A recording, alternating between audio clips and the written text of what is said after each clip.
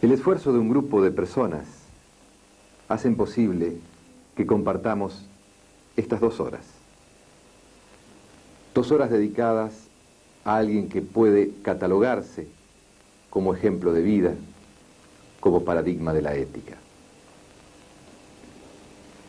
Quisimos hacer este esfuerzo por ustedes, por nosotros, por los jóvenes que lo escuchan con tanta atención y sobre todo para que pueda ser utilizado como un documento para los jóvenes que vienen, para quienes van a habitar el siglo XXI. Con nosotros, a partir de ahora y por 2 horas, Ernesto Sábato.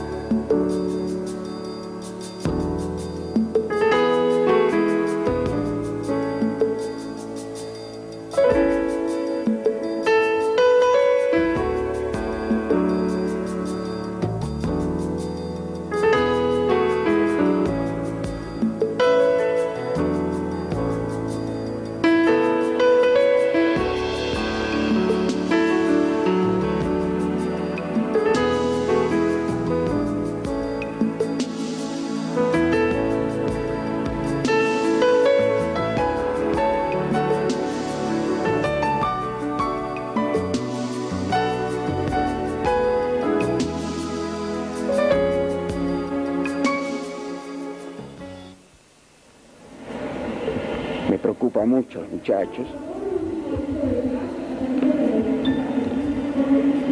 Preocupa mucho a los muchachos, sobre todo.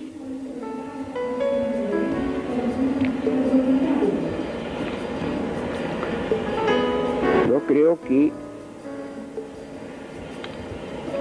hay más gente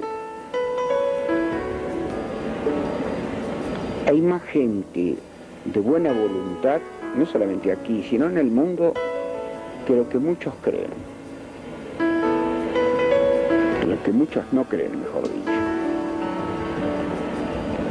Y eso es una de mis esperanzas. Yo lo sé por centenares de cartas que recibo de la gente más variada, estudiantes, pero también mujeres casi analfabetas. Hay una voluntad de salir adelante. La esperanza, como dije antes, nace de la desesperanza.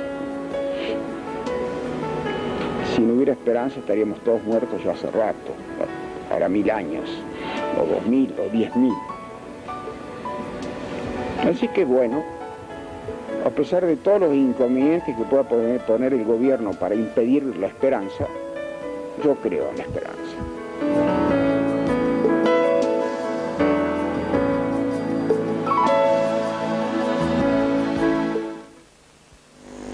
Queríamos darle la bienvenida a Ernesto Sábato. Este es un momento muy especial para toda la ciudad de Rosario y para toda la comunidad universitaria. Cuando hace un tiempo comenzamos a discutir la posibilidad de incluir en el programa del festejo del 75 aniversario y tuvimos la osadía de enviarle una carta a Ernesto Sábato para que viniera a dialogar con la comunidad universitaria y la ciudad de Rosario. Le decíamos en esa carta que esta facultad, hija de la reforma universitaria, como otras, como medicina, como ciencias económicas, nacieron en 1920, en un momento del país distinto al de hoy, y que como en aquel momento, hoy sobran pedestales y faltan maestros. Y por eso le decíamos, querido Ernesto Sábato, queremos tenerlo con nosotros, querido maestro de la juventud, y escucharlo. La resolución que lo nombra doctor honoris causa Ernesto Sábato dice: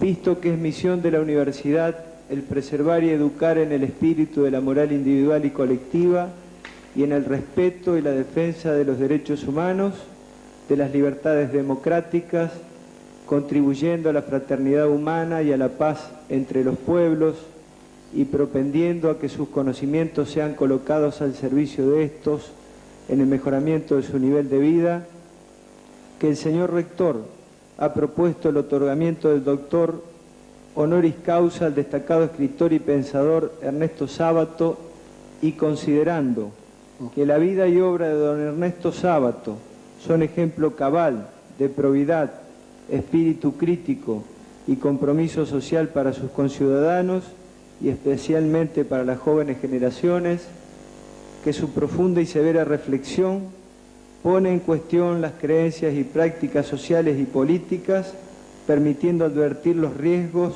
de ideas excluyentes, cerradas o autoritarias. Que es un alto honor para nuestra universidad contar entre sus doctores a un hombre de su talla moral e intelectual. Por ello, el Consejo Superior resuelve, por el voto unánime de sus miembros, otorgar a don Ernesto Sábato el grado de doctor honoris causa de la Universidad Nacional de Rosario.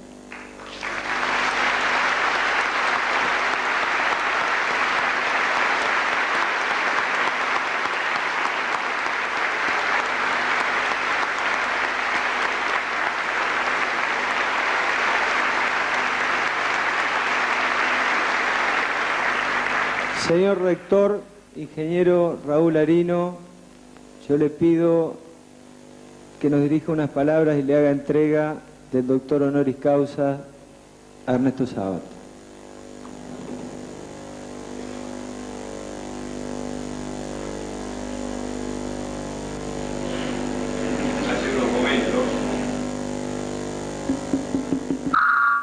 Hace unos momentos, Ernesto Sábato nos dijo que las cosas más importantes surgen del corazón y no de la razón. En ese orden de cosas es que voy a dirigir unas breves palabras en este momento, porque lo importante del día es escucharlo a él. Todos hemos tenido en algún momento de nuestra vida una aproximación a la obra de Sábato. Con cierta felicidad para mi vida, ha acontecido que he leído su obra en la medida que iba creciendo como persona. Desde la famosa novela El túnel, que fue lo primero que leí de él, hasta sus libros más conocidos, el último de los cuales, Apologías y Rechazos, lo leí estando en el extranjero. Siempre he tenido un vínculo que todos ustedes también deben tener con este espíritu notable de Ernesto. Por lo tanto, es un altísimo honor para la Universidad Nacional de Rosario y para todos nosotros tenerlo a Ernesto en este momento, poder hacerle entrega de la acreditación que lo nombra doctor honoris causa de nuestra universidad, y además una satisfacción adicional que es la de ver tantos jóvenes hoy reunidos aquí para escuchar su palabra. Palabra que en estos momentos en que vivimos circunstancias muy difíciles en el país, es y será para iluminar una esperanza que los argentinos no podemos dejar de tener en el futuro de una nación más justa, más entrañablemente favorable a todos los ciudadanos, sin exclusiones, en una convivencia democrática. Ernesto Sábato no es solamente un escritor reconocido en todo el mundo y traducido a muchos idiomas. Es también un hombre comprometido con la realidad de su país. Por eso, en algún momento de nuestra historia, participó de la CONADEP y en un documento trágico retrató algunos momentos con otros colaboradores de nuestra desgraciada historia reciente. Y como nos dijo también esta mañana, ha incursionado en la pintura porque es otra forma de la expresión de las mismas ideas y sentimientos que él tiene. La obra literaria y la obra pictórica de Ernesto Sábato son solamente dos herramientas con las que él nos transmite toda su pasión y todo su sentir. Por eso, desde el corazón, ahora, en nombre de la Universidad Nacional de Rosario, hago entrega a Ernesto Sábato de su diploma que lo acredita como doctor honoris causa de la Universidad Nacional de Rosario, con gran satisfacción personal, sinceramente.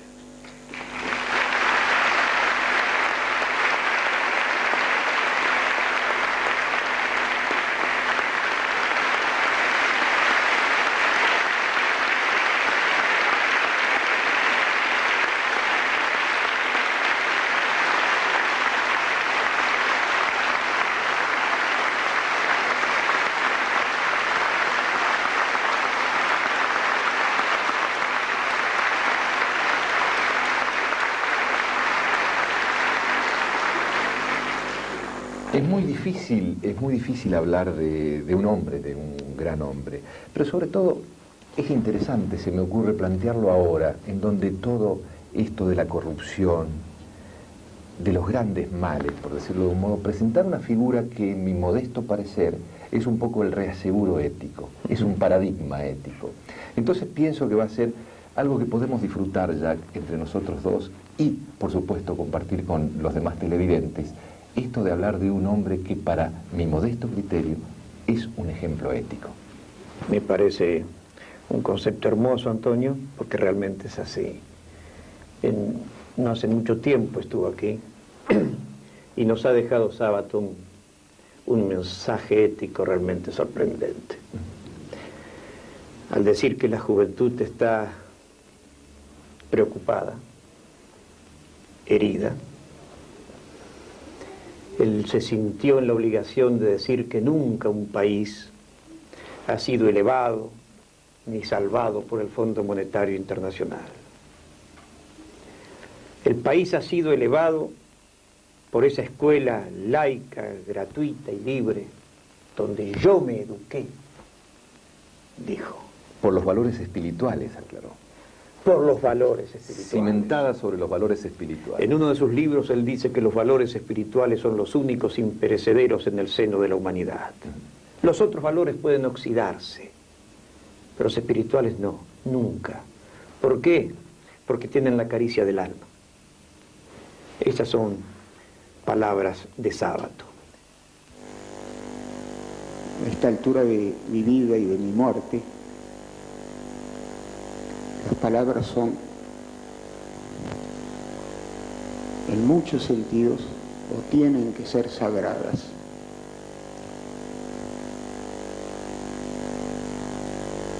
La desacralización total del hombre, a que se está asistiendo en el mundo entero, y en particular, casi como un ejemplo didáctico en nuestro país,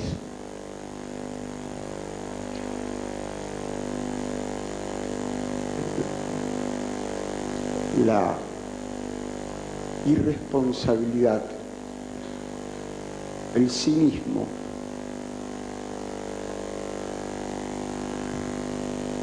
la retórica falsa y mentirosa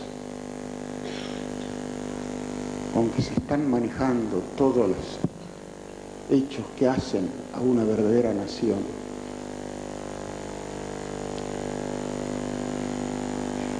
Eso verdaderamente es el problema central que tenemos.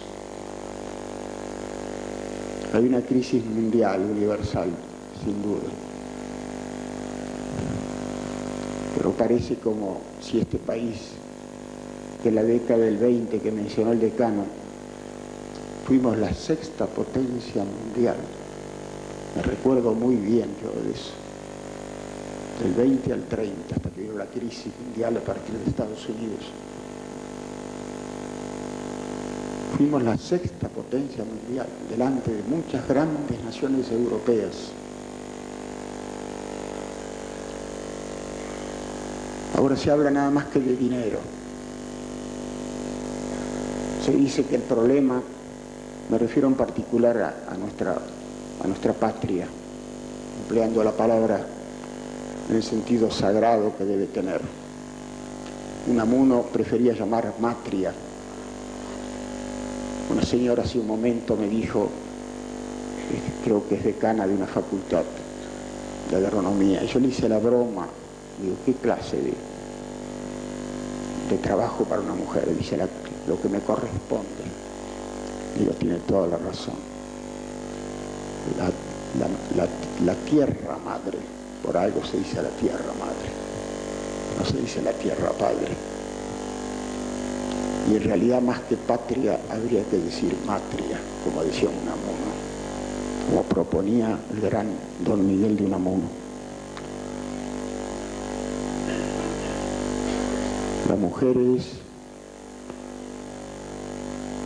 la que da a los hijos y la que mantiene la especie humana en medio de las vicisitudes más terribles. Hay cosas que yo no me puedo olvidar, que las tengo guardadas en un archivo donde pongo cosas ejemplares. Voy a mencionar dos. Tienen que ver con la mujer. Una, hubo un terremoto en Concepción de Chile hace muchísimos años, ahora 60 años. Después hubo otro menor. Pero en aquella oportunidad se destruyó todo Concepción de Chile.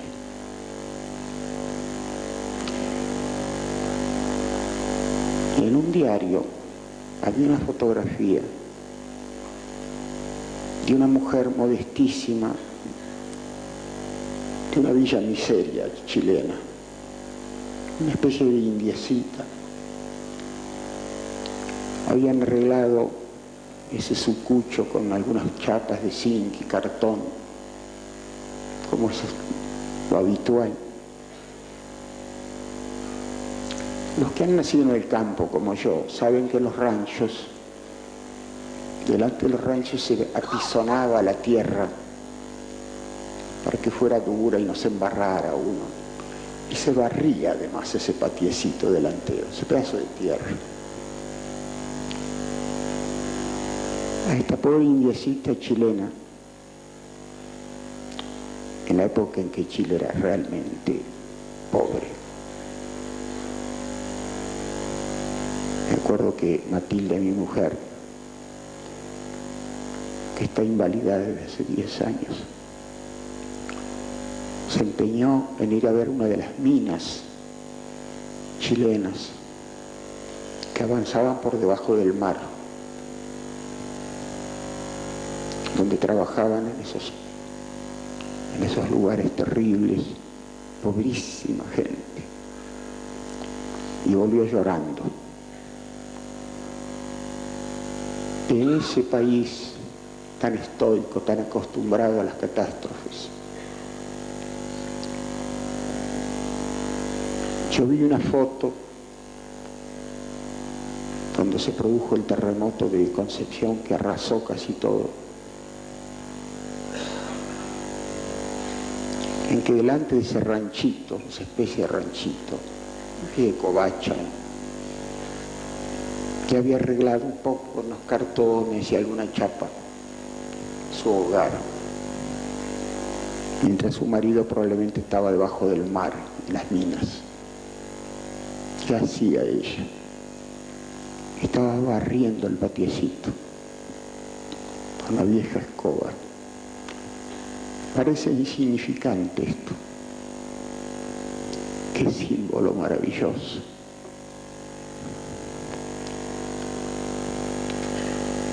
Rehaciendo su pobre vida de la manera más modesta y humilde. Y hay otra cosa que también tuvo como protagonista a una pobre mujer de una villa miseria de Buenos Aires. Hace muy poco, quizá la hayan visto.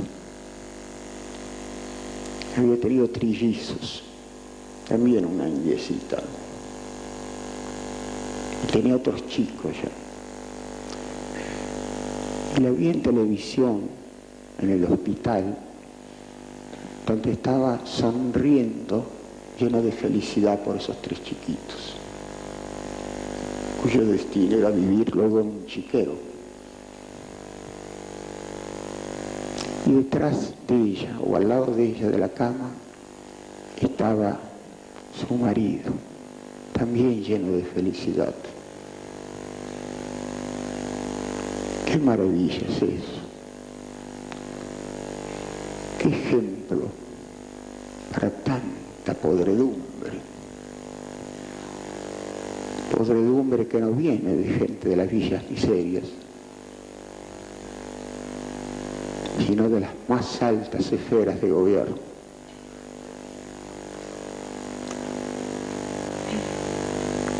Quiero decir con estos 2 ejemplos que eso de la madre tierra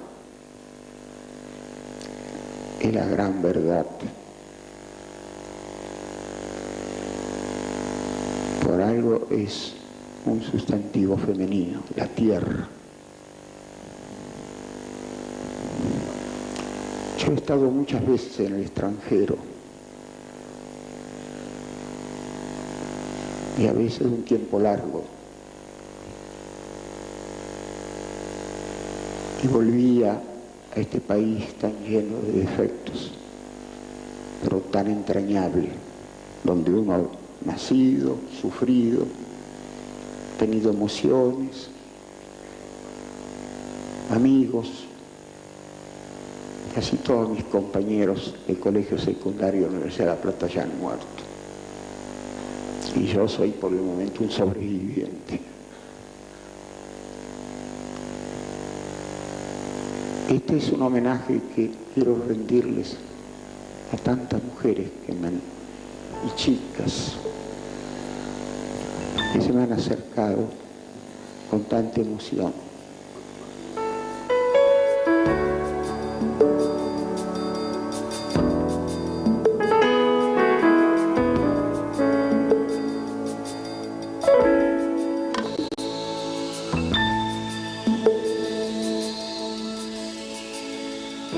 Le pregunté, los televidentes lo van a ver, qué se hace en 80 años, él lo ha escrito hace mucho tiempo.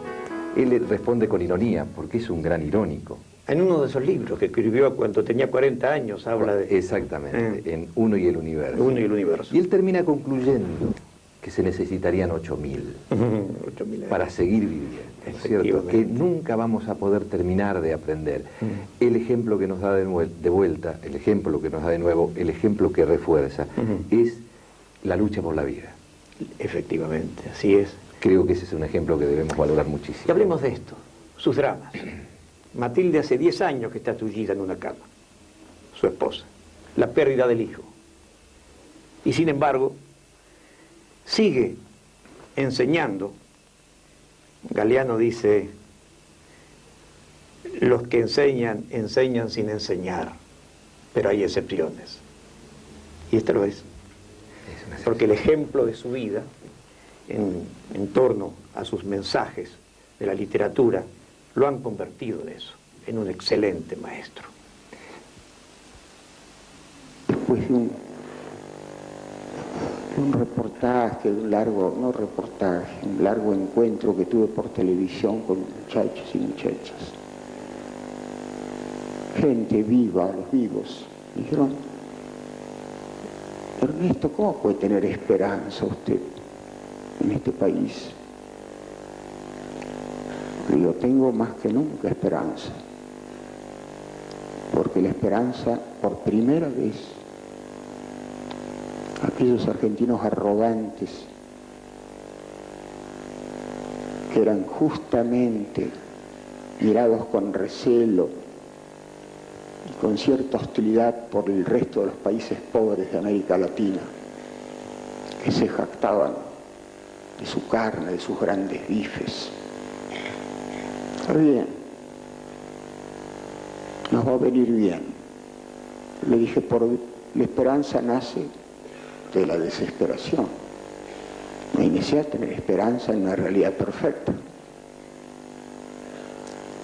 Por fin dije, en ese momento, la televisión, el argentino está pisando tierra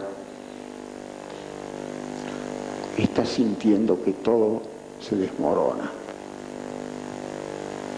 Así acabamos con uno de los vicios de ciertos argentinos, que era su arrogancia. Somos como todos los pueblos, tenemos defectos y virtudes,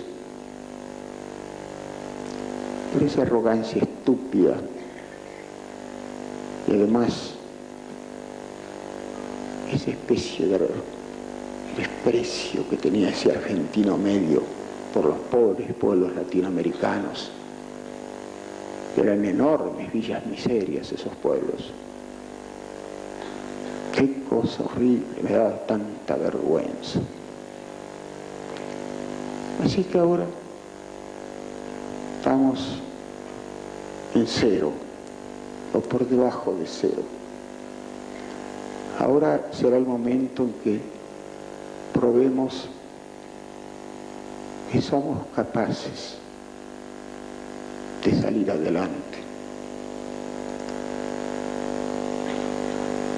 La desdicha enseña siempre más que la felicidad. La pobreza enseña mucho. La muerte enseña mucho. La muerte también es didáctica. Cuando uno se acerca a la muerte,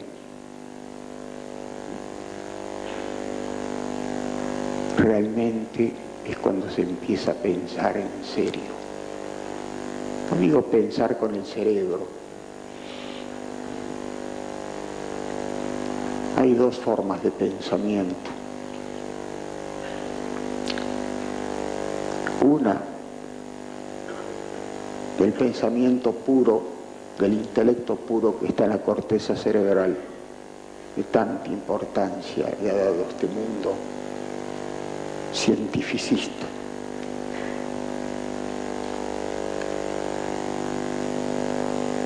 El otro saber, que se debe llamar sabiduría, no viene del cerebro, viene del cerebro para abajo, hasta descender en esa misteriosa víscera que se llama el corazón, que por lo visto parece ser una simple bomba aspirante e impelente. ¿Qué lo distingue de una bomba aspirante e impelente? Lo distingue al corazón porque es la sede de nuestras grandes y profundas emociones, esperanzas que casi siempre no son razonables, pero en ese mundo cuyo centro es el corazón, por algo decimos estoy mal del corazón, no es una simple bomba. Ahí está la sede de lo que Pascal llamaba les raisons du cœur, las razones del corazón que la razón no entiende. Ahí nos duele cuando se ha muerto nuestra madre o un gran amigo, un pobrecito de una villa miseria. Ahí está la sede de la sabiduría, de la auténtica sabiduría, no de la sabiduría científica, que no la desconozco. No hablo por resentimiento. Trabajé en el laboratorio Curie, enseñé relatividad y mecánica cuántica hasta que cumplí con mis deberes, por decirlo así, porque en casa había que terminar bien lo que se empezaba. Teníamos un padre muy severo y han tenido que pasar muchos años para darme cuenta que era severísimo, pero que era un gran corazón. Nunca ni siquiera me palmeaba mi padre cuando traía el boletín del Colegio Nacional de La Plata. he firmado el boletín y me lo entregaba. Había cumplido con mi deber. Por cumplir con ese deber es que yo terminé mi carrera de físico matemático, porque si no era una especie de defraudación que hacía.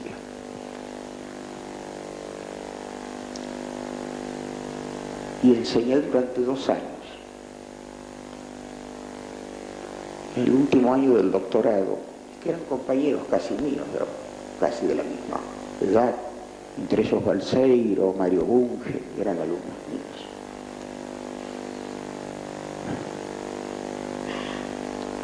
Y claro, cuando cumplí con mi deber y con el profesor Usay, que me había dado la beca para trabajar en el laboratorio de Curie, grave equivocación de su parte,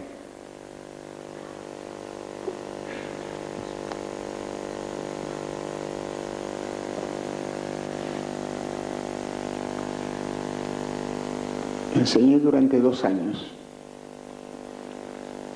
y luego, con muchas vicisitudes, porque perdía todo, nos fuimos a vivir a un rancho en Córdoba con Matilde y mi hijo Jorge Federico, que tenía 4 años en ese momento.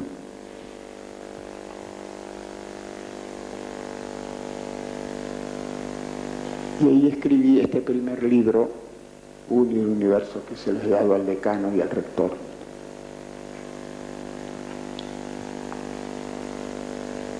Y entonces dije, bueno, ahora he cumplido con mi deber, voy a hacer lo que me gusta.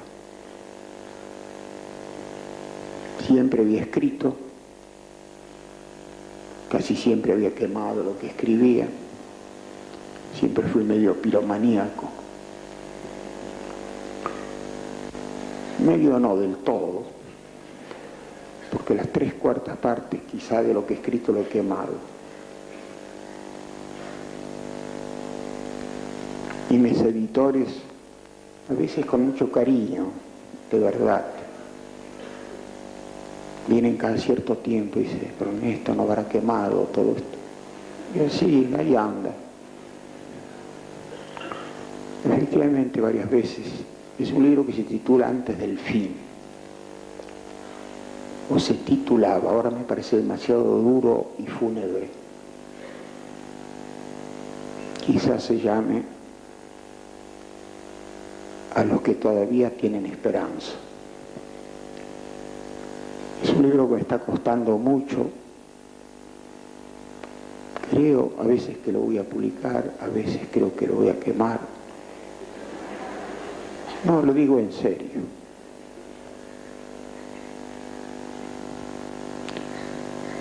Y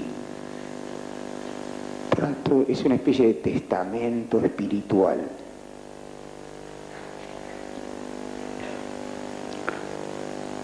Yo creo que puede ser útil. Está dedicado a los muchachos y chicas, que son los que van a manejar el futuro, este terrible futuro que les dejamos a nosotros. Tengo esperanzas en ellos. Algunos con los años se corromperán, uno es propenso siempre a la corrupción, pero siempre va a quedar una minoría activa y positiva. Al fin de cuentas, las grandes transformaciones del mundo le hicieron 5 o 6 personas, seguidos por seres humanos que creyeron en ellos. 5 o 6 personas hicieron la Revolución Norteamericana cuando se liberó de Inglaterra. 5 o 6 la Revolución Francesa. 5 o 6 la liberación de América Latina. Digo 5 o 6 exagerando. Hay mucha gente que yo creo que va a luchar porque esta Argentina que tanto amamos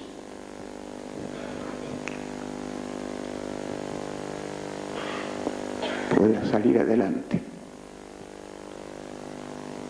Para lo cual no basta con quedarse con los brazos cruzados, sino que hay que luchar. No podemos ni debemos tolerar que se difunda esa idea malsana, grotesca y estúpida de lo que hace una nación es su poderío económico, y que los problemas económicos son los prioritarios y que lo demás es cosa secundaria. Es al revés.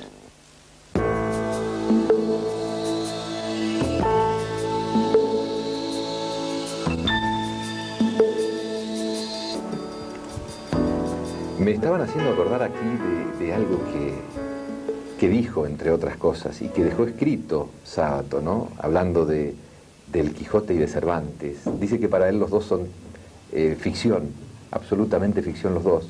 Él no tiene acceso ni a Cervantes, sí tiene acceso. Él conoce mejor al Quijote que a Cervantes. En última instancia, los dos son ficción. En última instancia, lo que muchas veces se impone es la ficción. Porque estamos hablando de un escritor, de un pensador. Y vos dijiste una clave, es decir, uno conoce más al personaje que al autor. Uno conoce más al Quijote que a Cervantes. A lo sumo diremos el Manco de Lepanto y lo ligaremos a un montón de obras, pero para nosotros las figuras conocidas son Don Quijote y Sancho. Sí. Y yo te diría, ya que empezaste por eso, Antonio, que precisamente la escritura de Sábato asume muchas veces el carácter de una confesión personal. No podemos deslindar a Sábato, hombre, de Sábato, escritor. Porque es un ser desgarrado, dicho por él mismo. Su alma está desgarrada. Él dice siempre que es un pesimista. Y fíjate vos que coloca al alma como esa zona intermedia, donde residen el amor y el odio, la ficción y los mitos, las esperanzas, los sueños. Es decir, como ese ámbito donde confluyen la sangre, dice él, y las ideas, en Apologías y Rechazos al principio cuando habla de Leonardo, ¿no? Y yo dije, qué autodefinición también que es de Sábato hombre. Pero él es muy humilde en definirse como pesimista. En realidad yo pienso que Sábato es un escéptico, con todo lo que esto significa, ¿no es cierto? Es decir, es alguien que espera, no juzga, se toma su tiempo, descree, pero no es simplemente ese escéptico que por ser escéptico pierde el encanto de la vida, vivirla. No, vos lo dijiste antes, cuando hablabas con Jacques, que Sábato se contamina con la vida, se involucra totalmente. Y él lo dijo cuando estuvo ahora en ingeniería, cuando ese montón de chicos lo escuchaba arrobado y realmente valía la pena, que él era un pesimista en momentos, pero que él esperaba. En un momento dado una periodista le dice, entonces no hay esperanza, al contrario. En los momentos de grave crisis, en los momentos peores de la existencia, es cuando el hombre espera. Cuando el hombre está bien, no necesita tener esperanza, porque lo tiene todo. Es en los momentos de desesperación, cuando esa esperanza entra a jugar. Y fíjate vos que yo más que esperanza, prefiero usar el término que vos usaste, Antonio, espera. Es decir, en este momento, con una situación tan dura, el hombre tiene que seguir esperando, que es seguir abierto, seguir luchando en algo que Sábato, con sus errores, con todo lo que es como ser humano, nos ha mostrado a cada paso. Él se define siempre como un ser débil. Como un ser débil, como un ser miedoso, como un depresivo, como un pesimista, como un piromaníaco que quema sus obras así directamente. Grandes hombres del siglo pasado, de fines del siglo,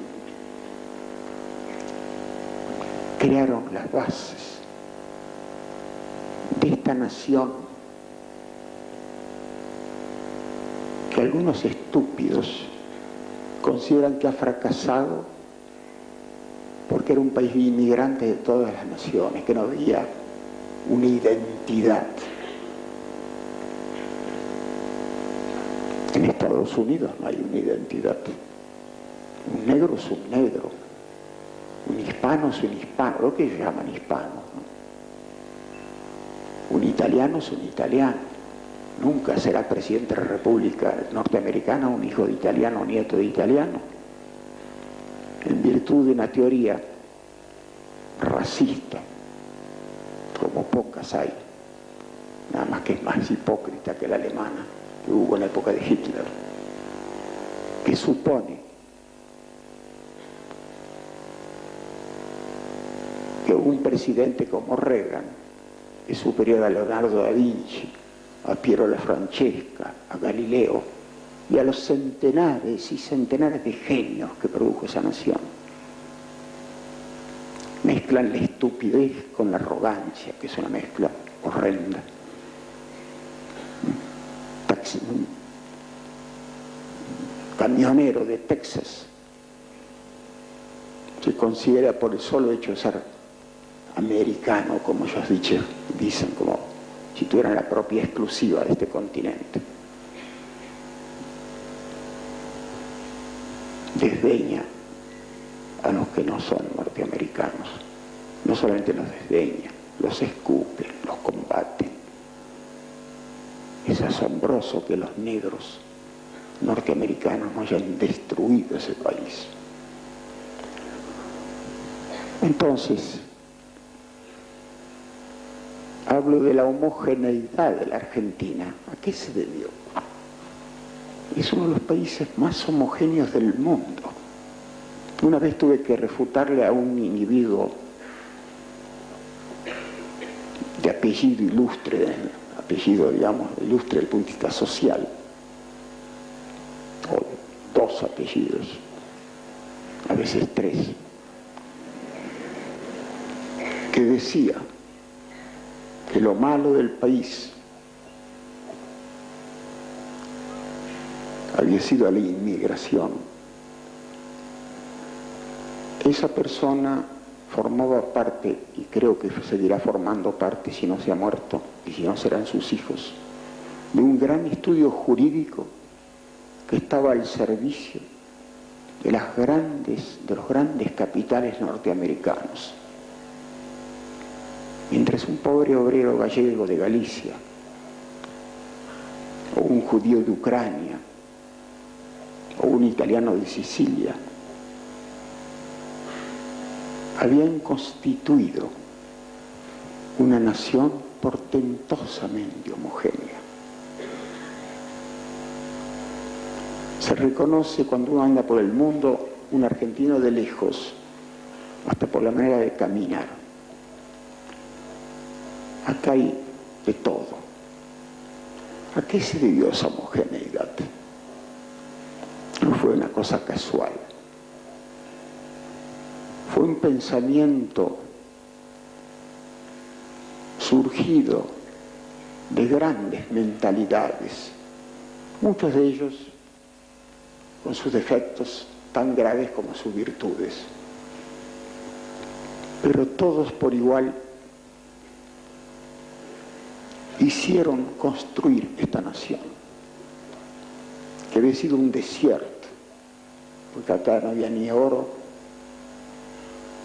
ni plata, y por eso los españoles no lo consideraban.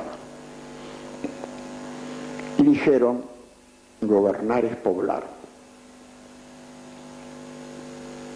Y se decidió abrir las puertas de este territorio casi vacío a todos los hombres de buena voluntad, como dice la Constitución, o decía, del mundo. Y fundaron con una sorprendente intuición, más que inteligencia, que la manera de hacer una nación con todos estos pobres seres humanos que venían a veces abandonando para siempre su patria, su pequeña patria, Yo me imagino a un gallego que salía del puerto de Vigo y que veía a medida que el barco se alejaba cada vez más chiquito a su madre y a su padre que nunca más volvería a ver. Una muerte en vida. Con qué tristeza podía viajar, con qué tristeza podía rememorar aquella tierra, aquella pequeña tierra, pedazo de Galicia o pedazo de Italia o pedazo de Ucrania o de Rusia. Y así, al llegar,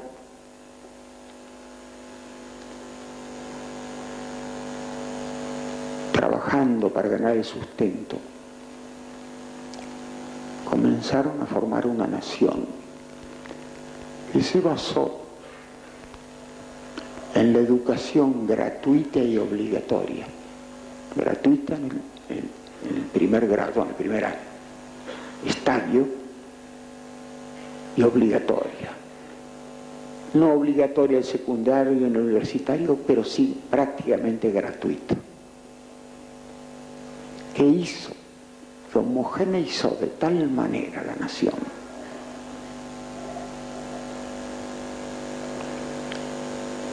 que un argentino, cosa que no tiene Estados Unidos, sorprende a los extranjeros por su homogeneidad.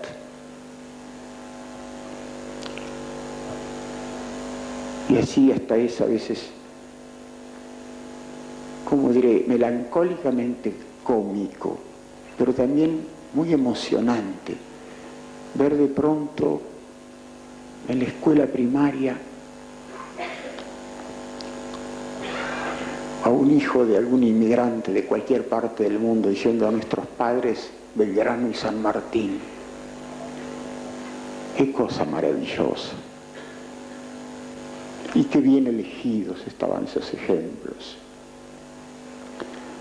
Yo fui una vez a Boulogne-sur-Mer, una sola vez,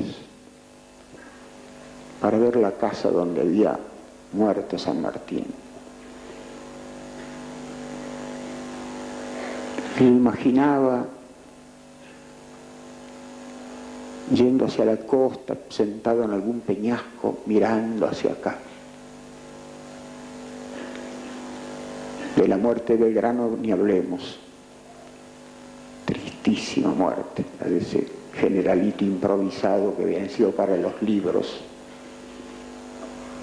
Esos hombres fueron los que crearon esta nación. Hay hombres en la Argentina que conservan ese espíritu y que quizá nos salven de este derrumbe. Y no mediante ministros de economía, sino ministros del espíritu.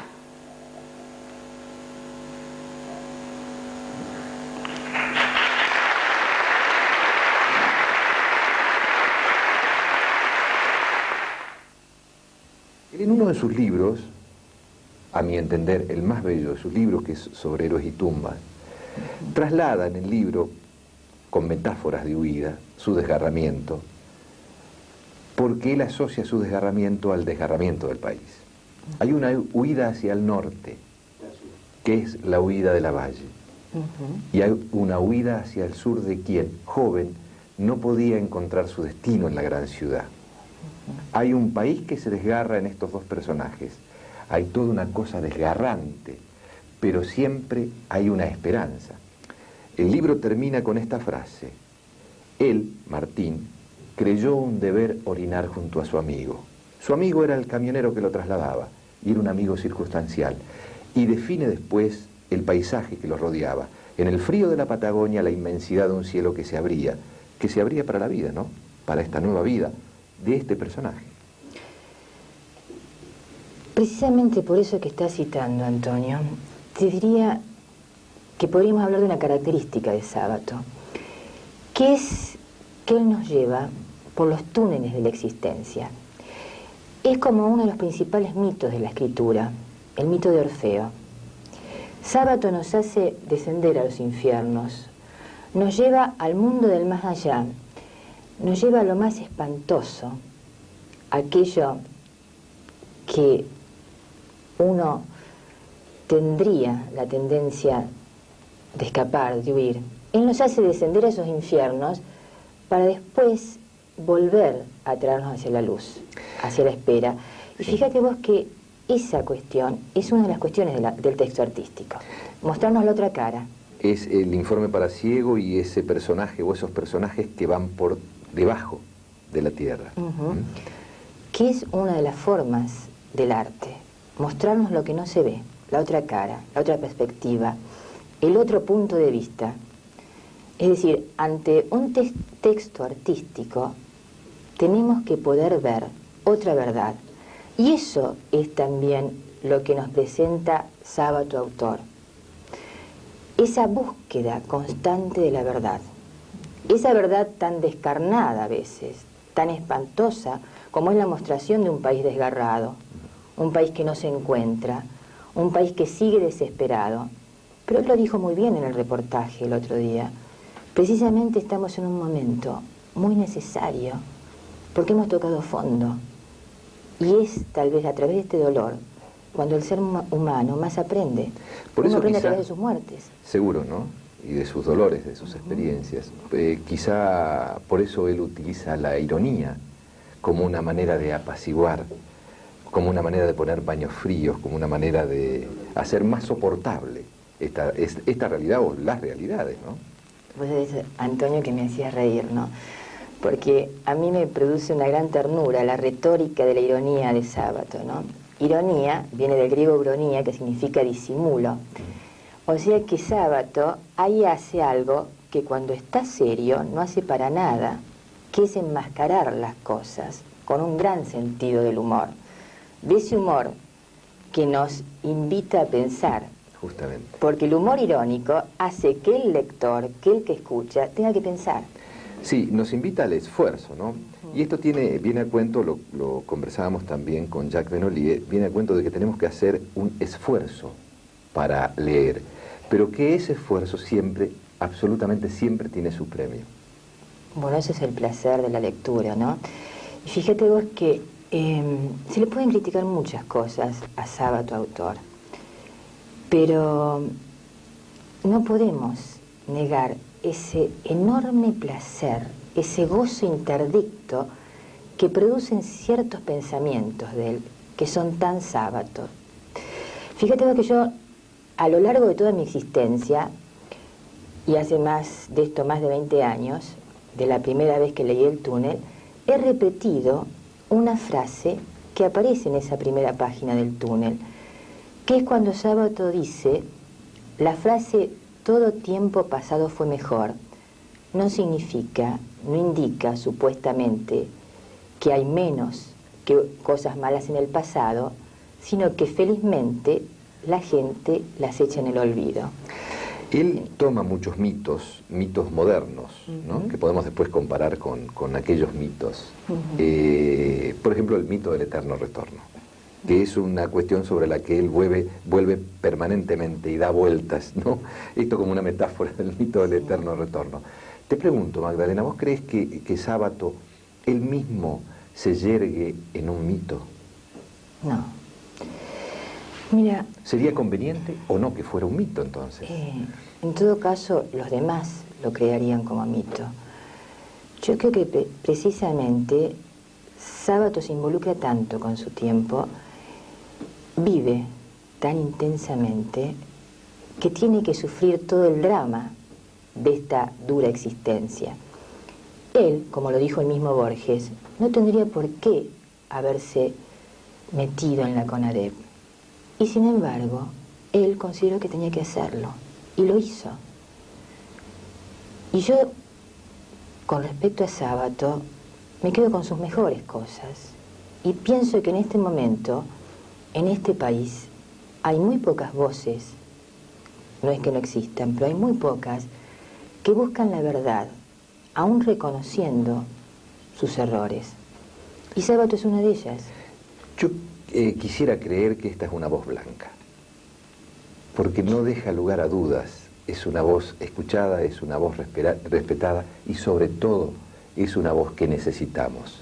Y es la voz de alguien que sufre y que, más allá de su dolor, nos sigue diciendo cosas, nos sigue abriendo caminos, nos sigue revalorizando la palabra, la vuelve a convertir en palabra sagrada, en palabra verdad como en la antigüedad, no en palabra enmascarada, en palabra mentirosa, en esa palabra retórica, falsa, como él mismo dijo.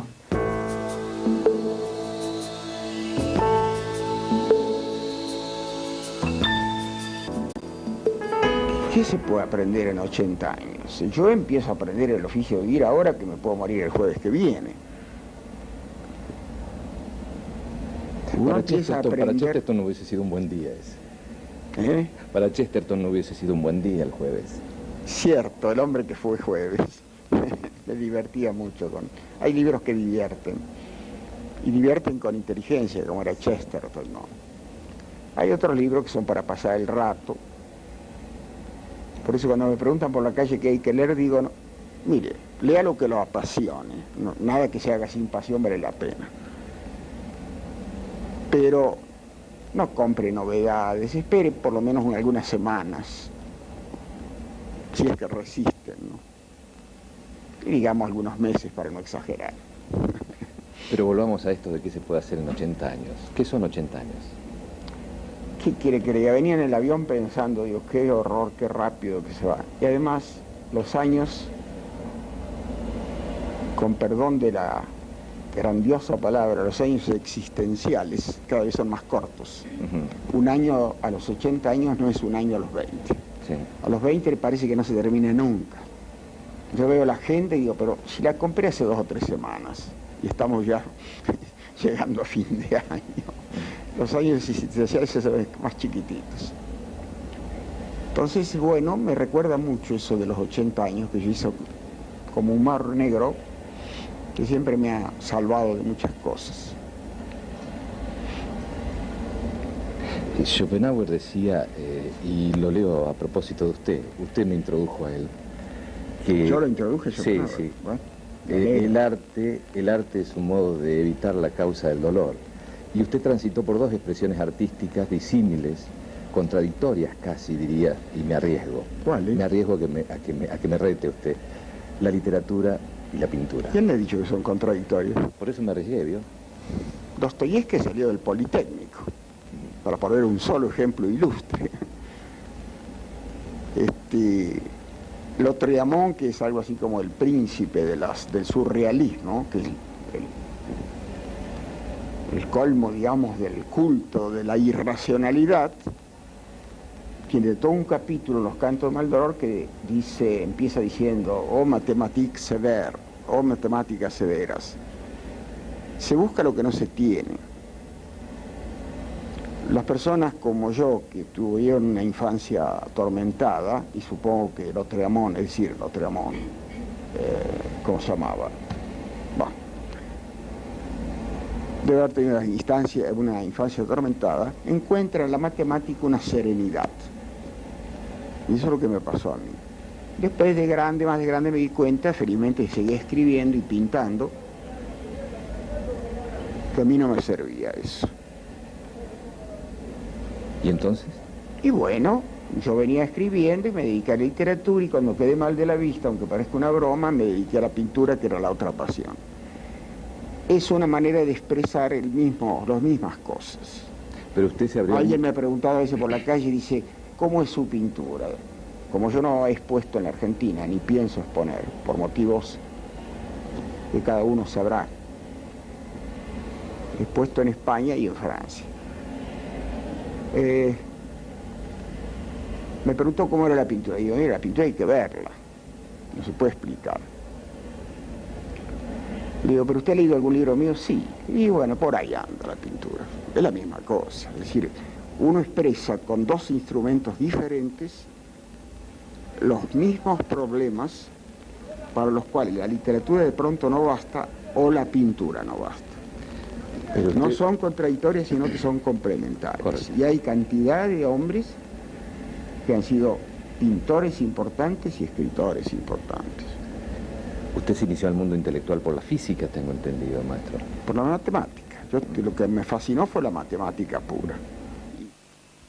Bueno, como presidente de la Federación Universitaria de Rosario, queríamos hacer una declaración muy especial y muy cara para todos nosotros, para los estudiantes universitarios. Querido maestro, Argentina, la tierra de nuestros padres y nuestros sueños, de nuestras virtudes y defectos, sufre una de las crisis más profundas en su corta y a veces desgarradora historia. Estos días tan pesados, estos años tan dolorosos, son el fiel testimonio de una realidad incontrastable: la degradación de la dignidad humana, el ascenso del individualismo, la insolidaridad, la soberbia y el resentimiento. Sin embargo, muchos jóvenes y muchos argentinos no nos resignamos a la tiranía del mercado que tanto nos consume. No nos amedrentamos frente al autoritarismo que tantos golpes nos propina. Seguimos declamando y practicando los valores básicos de toda persona, esos principios irrenunciables que no se compran ni se venden, ese ideario que nos une y nos empuja a luchar día a día por una verdadera Argentina para todos, por un país donde la libertad, la solidaridad y la justicia recorran las venas de todos sus mortales. Por supuesto, para nosotros, para el movimiento estudiantil rosarino, este torrente movilizador no solo se alimenta de ideas y valores, también lo hace a partir de personas, de seres humanos que con su compromiso y su trayectoria clarifican el rumbo de nuestra causa. Por ello, y en el marco de su visita, declaramos presidente honorario de la Federación Universitaria de Rosario a Ernesto Sábato, un hombre que con su coraje y su generosidad contribuye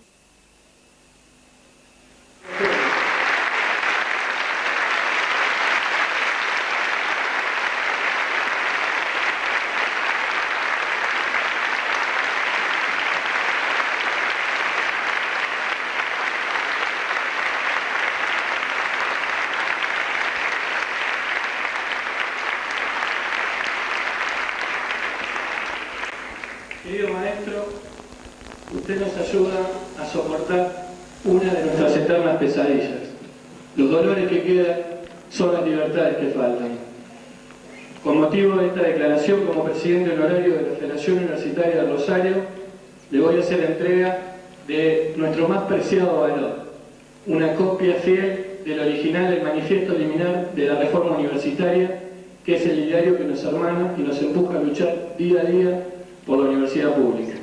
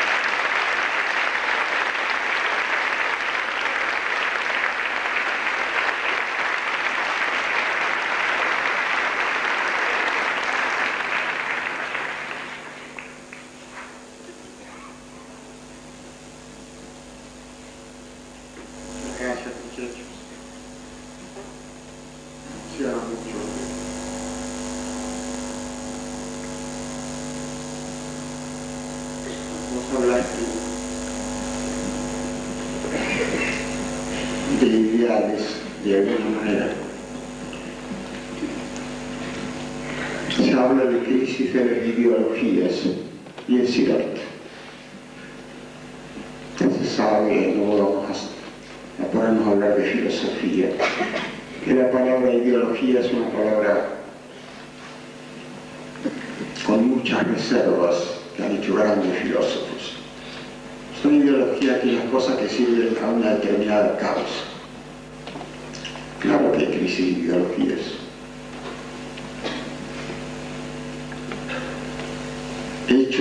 aprovechan los cívicos para decir ahora vale todo. Eso es una grave sofisma. Hay crisis de ideologías, habrá crisis de ideales. Siempre será un ideal que no haya chiquitos que mueran de hambre. Siempre será un ideal que no haya pueblos oprimidos por grandes potencias imperiales. Siempre será un ideal la libertad. Estos son los grandes ideales que tenemos que tener presente en este tiempo apocalíptico. Son los fundamentos con los cuales la juventud puede y debe luchar. Para mí es una gran emoción recibir, como lo recibí en Buenos Aires, esta cosa de los muchachos de las federaciones universitarias. La grandeza de la nación fue su cultura. Fuimos la sexta, como dije, la sexta potencia del mundo gracias a esa educación que recibieron los chicos más pobres incluso. He recorrido mucho mundo y en tantos lugares, incluyendo Estados Unidos, siempre hay al frente de alguna gran institución científica o filosófica o artística un argentino.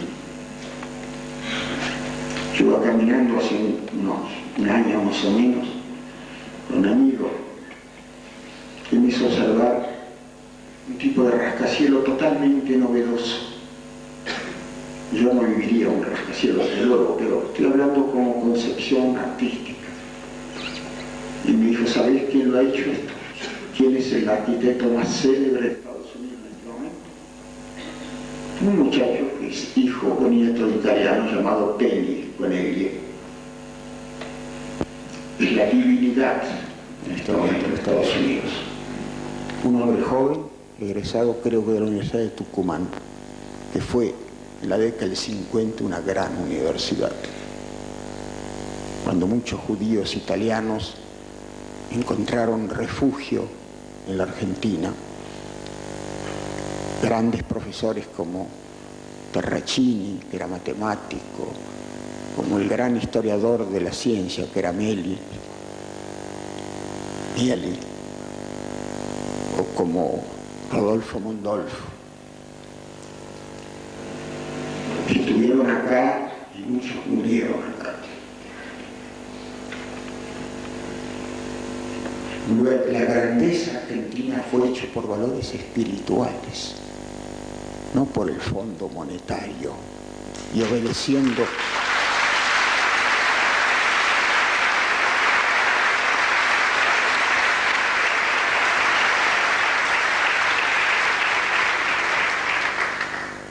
¿qué le importa al Fondo Monetario Internacional que muera un chico de hambre en Chile o en la Argentina o en Guatemala? Ellos ordenan a sus sirvientes internacionales a que cumplan con sus deberes de contabilidad. Ya que tuvieses que destacar algún aspecto de Sábato, bueno, podemos situarlo de muchas maneras. Sábato, un hombre contradictorio, corre por mi cuenta y riesgo. Sábato el matemático, Sábato el literato, Sábato el ensayista, Sábato el pintor. ¿Con quién de estos Sábatos te quedas? Yo diría que la convocatoria de Sábato a la juventud, la respuesta de la juventud a un maestro sorprendente. Él destaca en uno de sus libros, hace un comentario hermoso de Ariel, el libro de José Enrique Rodó. El maestro Próspero, viene su nombre del mago de la tempestad de Shakespeare, nada menos. Ese maestro reúne a la juventud, a sus alumnos, para despedirse de ellos. Es la última lección. Y no la da en el instituto de enseñanza, sino en su casa. ¿Por qué? Porque en su casa tiene un bronce que simboliza a Ariel. El adolescente, el joven que emprende el vuelo, caerá después en un lampo. Y ahí les dice cuál es la misión de la juventud. Y Sábato comenta que cuando José Enrique Rodó, pone en labios de ese maestro esta pequeña leyenda, existió una mujer con las facultades mentales alteradas, una loca, y que todos los días se colocaba sus guantes de novia, su toca de novia, sus azahares, y decía, este es el día en que vendrá mi amado. Y esperaba a su amado, el espejo, el perfume, pero pasaba el día y el amado no llegaba, Antonio. Entonces su locura alcanzaba así una especie de simbolismo de desesperación y angustia. Pero al día siguiente volvía a hacer lo mismo. Este es el día en que llegará mi amado. No llegaba. Renovaba su esperanza. En el seno de la humanidad, quebrada por el fracaso de quienes están apegados al materialismo, es la juventud la que tiene que renovar la esperanza. Al renovar ese deseo, Jack, y sobre todo por lo que vimos los otros días, esa avidez de escuchar respetuosamente, pregunto, ¿no nos estaremos olvidando de ella? ¿Olvidando de? ¿De la juventud? ¿No la estaremos dejando abandonada? Que necesitamos atraer a su maestro, a ponerlos en contacto con su maestro. El olvido es una forma. El olvido es una forma de traición. Y en cierto modo se está traicionando a la juventud. ¿Por qué? Porque si se está pregonando todos los días que tenemos una economía en quiebra, estamos olvidando que lo que tenemos es una cultura en quiebra. ¿Por qué? Porque a la juventud le estamos dando un ejemplo de materialismo, puro de consumo, trabajo. ¿no? Nada más. Y el problema de los bancos, la parte financiera.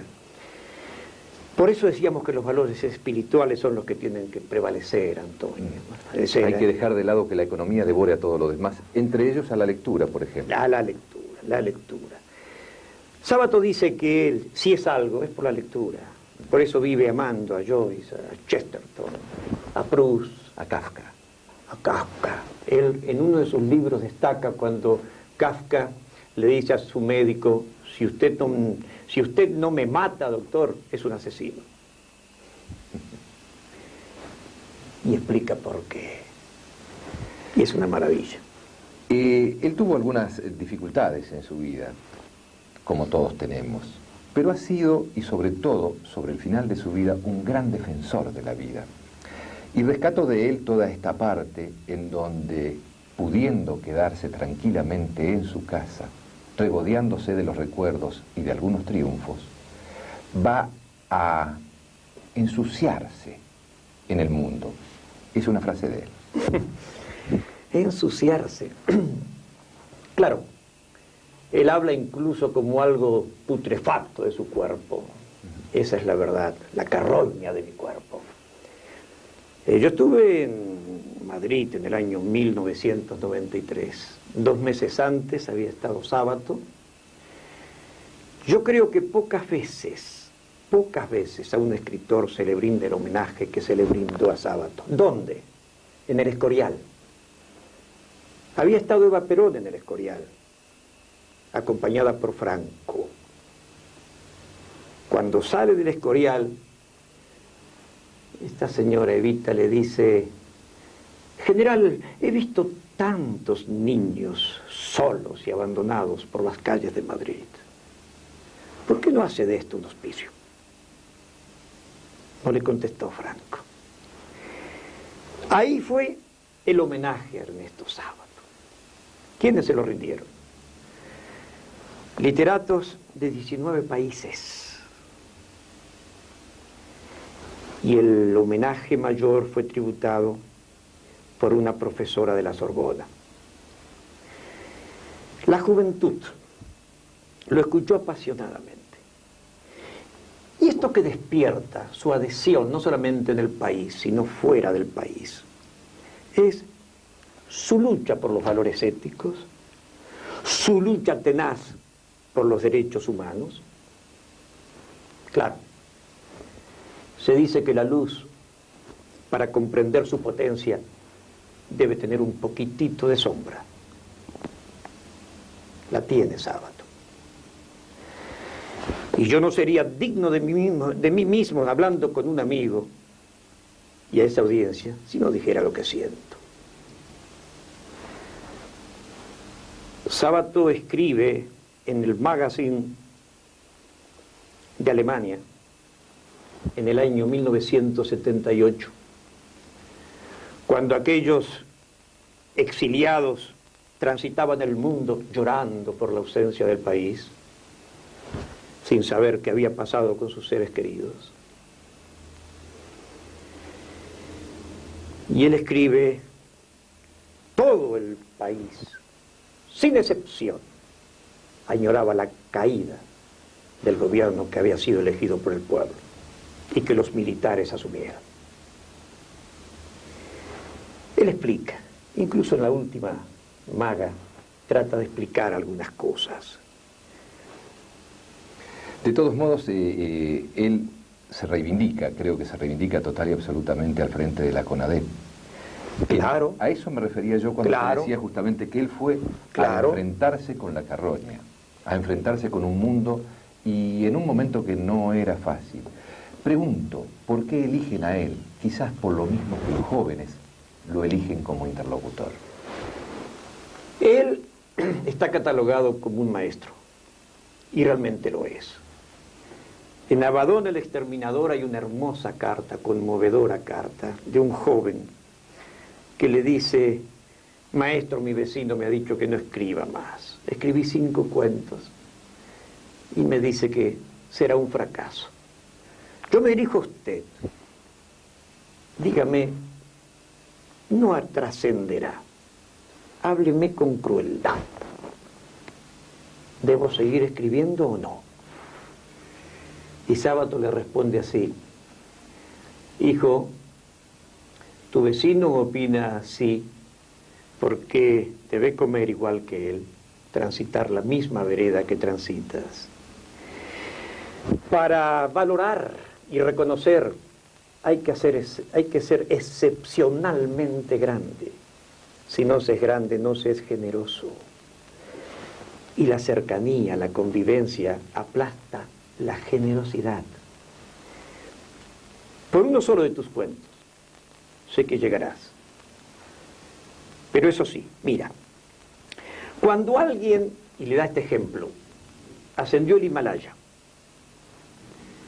y lo invitas a comer contigo y te fijas cómo toma los cubiertos, no tan bien como quisieras, no tiene importancia.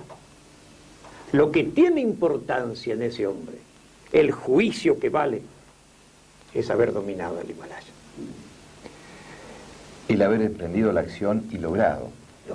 De Eso eso se trata la era. Efectivamente. De haber vivido coherentemente. Por eso yo rescato a este hombre, a quien también catalogo como contradictorio. Insisto, es mi riesgo, es mi responsabilidad decirlo, justamente por esto. Él nos da, después de todos los regalos, este regalo.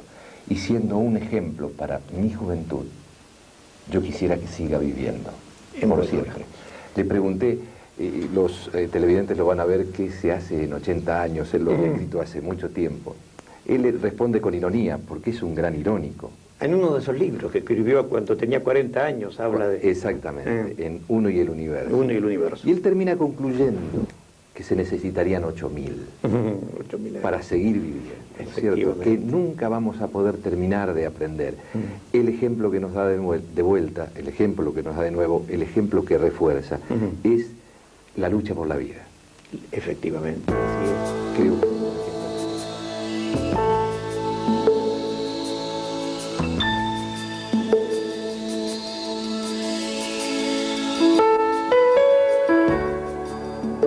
Los muchachos que hablaron me preguntaron qué pensaba de una frase de un señor bastante conocido, que se llama Cavallo, que había dicho a propósito de algún de esos auténticos cristianos que suele haber en la iglesia, son muy raros.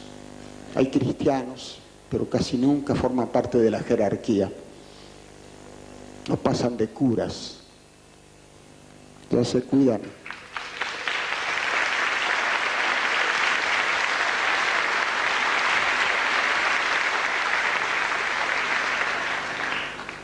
Cristo, Hijo de Dios o no, es algo que yo por lo menos no lo puedo terminar de comprender. Fue un hecho memorable en la historia de Occidente. Cristo andaba con los pobres, con las prostitutas, absolvía a una pobre mujer pecadora, sacó a los mercaderes del templo a latigazos, la cantidad de látigos que necesitaríamos ahora, en la Argentina sobre todo, y aún en Roma. No olvidemos el Banco Ambrosiano y tantas cosas. No olvidemos las inquisiciones horribles en que se exterminaron sectas cristianas de gran honestidad, de gran candor. No olvidemos los crímenes horrorosos de la Inquisición. Ahora el Papa ha dicho que hay que arrepentirse. ¿Por qué no dijo él? En primer lugar, yo me tengo que arrepentir. No lo dijo eso. Por eso no creo nada en lo que él dice. Como he creído, en cambio, como seres humanos, verdaderamente cristianos, en Pablo VI y Juan XXIII, el Papa bueno, como se lo dijo. Para no hablar de aquel Papa que duró pocos días porque lo envenenaron en el Vaticano, andaba en bicicleta. En cuanto el cristianismo ingresa al poder en Roma, se acabó. Creo que este es el fin. A menos que venga una especie de Lutero antes del fin de milenio, me estoy haciendo medio milenarista, y barra con toda la suciedad, hipocresía y desvergüenza de los que hablan en nombre de Dios y permitieron y hasta absolvieron sin arrepentimiento a los monstruos que torturaron a buena parte de la mejor juventud argentina.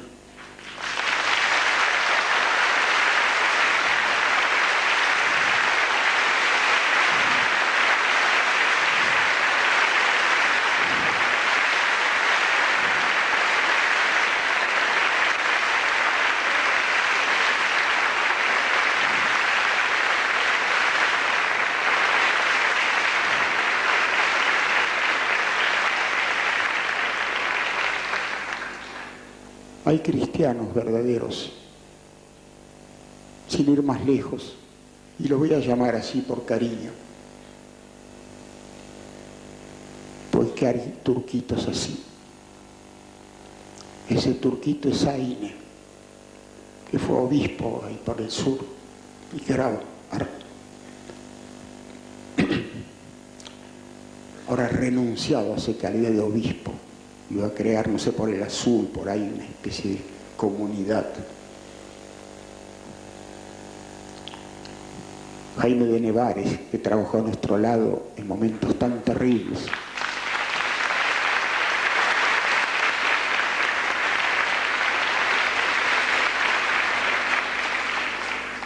y un mártir. Yo siempre he dicho que creo en una religión mientras tenga mártires.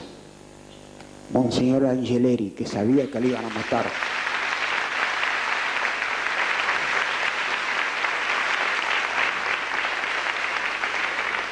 él fue a la muerte. No sé si el Papa haría lo mismo. Nunca me gustó su mirada, aparte de otras cosas.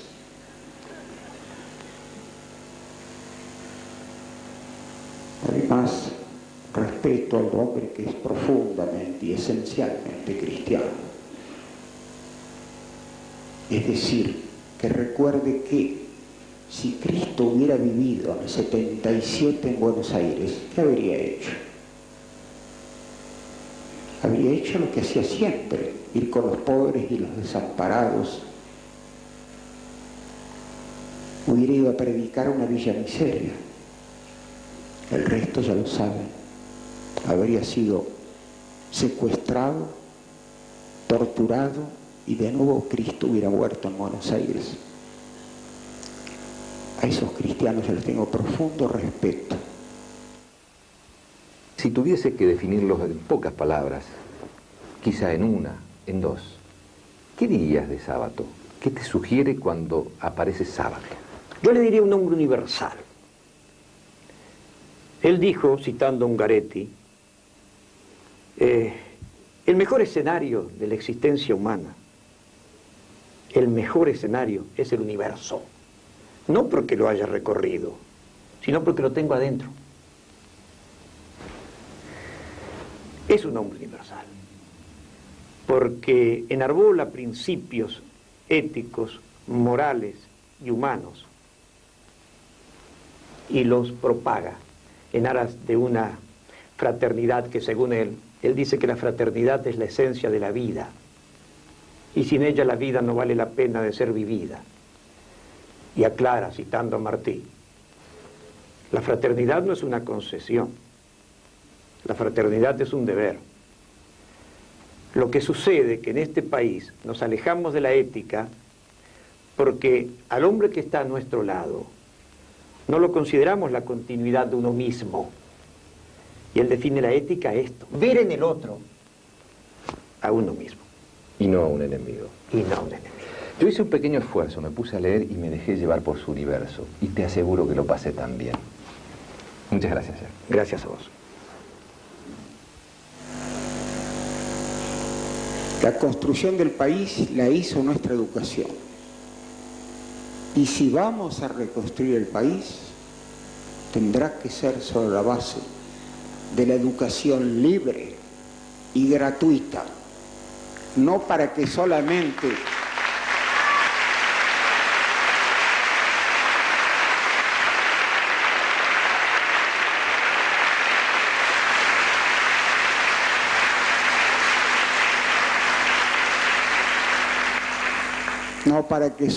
un grupo de privilegiados, ricos, de padres muy a menudo enriquecidos bruscamente en estos tiempos, en colegios especiales donde se aprende desde luego en primer lugar como algo sagrado el inglés.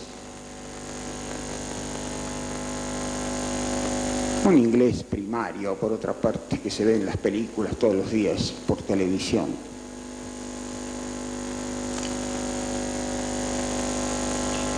La educación al alcance de espíritus desconocidos, modestos. Sin ir más lejos, hace poco el hijo de un sastre judío, no sé si era, tenía una peletería o qué, hizo un descubrimiento portentoso, pero necesitaba un aparato que no había acá. Lo invitaron a ir a Cambridge, Inglaterra, y a los pocos meses fue premio Nobel. Me refiero a Milstein. Ejemplo típico, salido de la nada, que no hubiera podido estudiar y llegar a ese grado sin haber universidades libres y gratuitas. Los que quieran ir a universidades privadas y pagar caro, pero que vayan. pero que no impidan que vayan seres a veces infinitamente superiores a ellos. Eso no lo podemos ni lo debemos tolerar. De manera que luchemos por la educación libre y gratuita, y que los ricos los manden a los colegios privados, que total no van a resultar grandes personas, con algunas excepciones. Van a aprender a ganar dinero lo más rápido posible.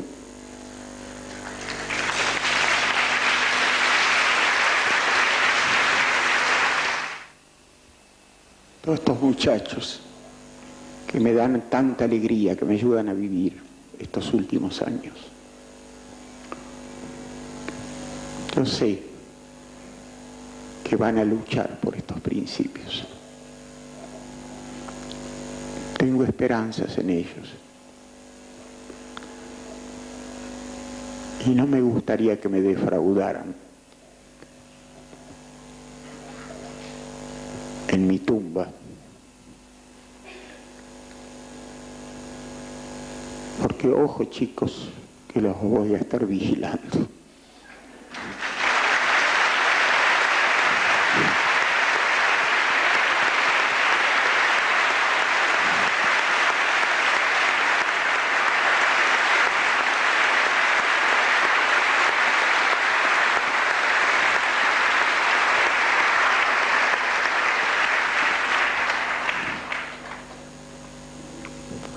Creo en la eternidad del alma. Lo han creído personas mucho más importantes que yo, desde Platón hasta Schopenhauer. Creo en la inmortalidad del alma. Por eso hablo de vigilarlos paternalmente.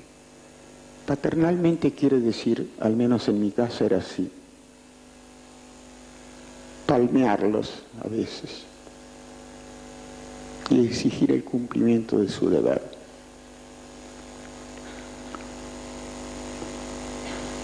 No ser mezquino,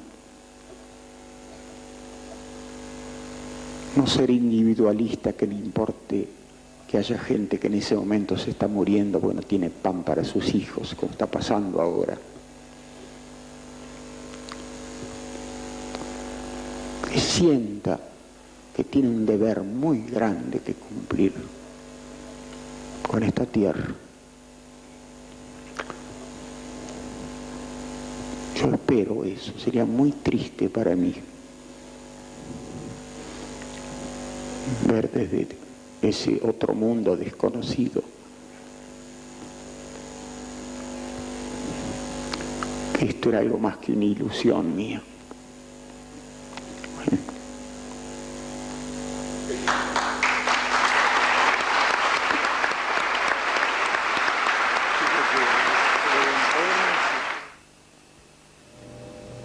Hemos compartido 2 horas con un grande, Ernesto Sábato, de quien se dice que es un ser inteligente que ilumina el corazón.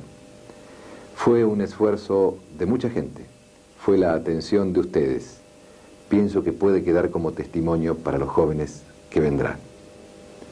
Esto fue posible también con el patrocinio de la Fundación de la Facultad de Ingeniería de nuestra ciudad.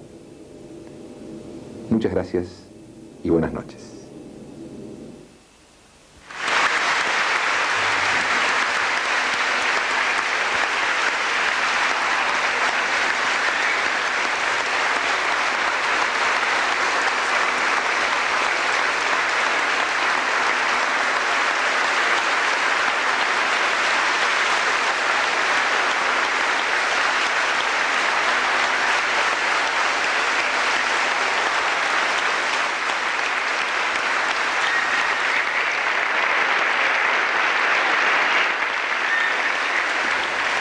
Agradecemos la colaboración de Defante y Compañía, Sociedad Anónima, Ovidio Lagos, 1350.